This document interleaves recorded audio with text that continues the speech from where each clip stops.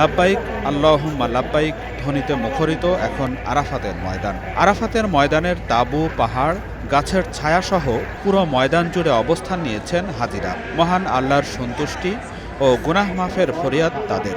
হজের আনুষ্ঠানিকতার মধ্যে সবচেয়ে গুরুত্বপূর্ণ আরাফাতের ময়দানে অবস্থান। রাসূল সাল্লাল্লাহু আলাইহি ওয়াসাল্লাম বলেছেন, আরাফাতের মাঠে অবস্থানই হজ।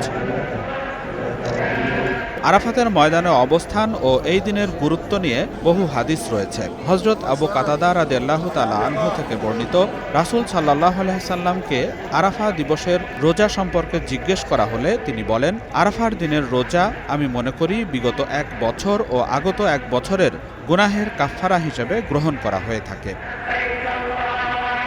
আয়েশা রাদিয়াল্লাহু তাআলা আনহা হতে বর্ণিত, রাসূলুল্লাহ সাল্লাল্লাহু আলাইহি সাল্লাম বলেন, আরাফার দিনে মহান আল্লাহ তাআলা এত বেশি বান্দাদের জাহান্নাম থেকে মুক্তি দেন যা অন্য কোনো দিনে দেন না। তিনি এদিনে বান্দাদের নিকটবর্তী হন এবং তাদের নিয়ে ফেরেশতাদের কাছে গর্ব করে বলেন, তোমরা কি বলতে পারো আমার এই বান্দারা আমার কাছে কি চায়?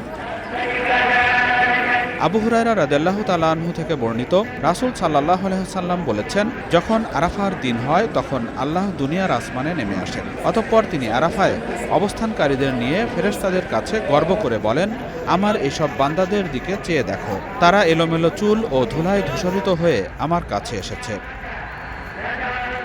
নবী করিম সাল্লাল্লাহু আলাইহি ওয়াসাল্লাম বলেছেন, সবচেয়ে উত্তম দোয়া হলো আরাফা দিবসের দোয়া, আর সর্বশ্রেষ্ঠ কথা যা আমি বলি ও আমার আগের নবীরা বলেছেন তা হলো, আল্লাহ ছাড়া সত্যিকার কোনো উপাস্য নেই, রাজত্ব একমাত্র তারই, সকল প্রশংসা তারই প্রাপ্য এবং তিনি সব বিষয়ে সর্বশক্তিমান।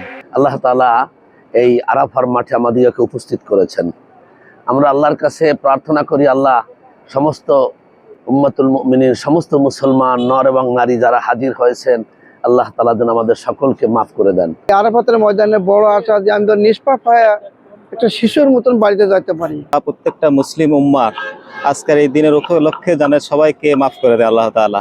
এবছর আরাফাতের ময়দানে মসজিদে নিমরায় হজের খুতবা দিবেন সৌদি আরবের শুরা কাউন্সিলের সাবেক চেয়ারম্যান ও মসজিদে হারামের প্রবীণ খতিব শায়েখ সালেহ বিন হুমাইদ। আরবিতে দেয়া তার এই খুতবা বাংলা সহ ৩৪টি ভাষায় সম্প্রচার করা হবে। এবার বাংলা অনুবাদের দায়িত্বে আছেন বাংলাদেশের Mohammad Khalilur Rahman Makki. Desk report, star news.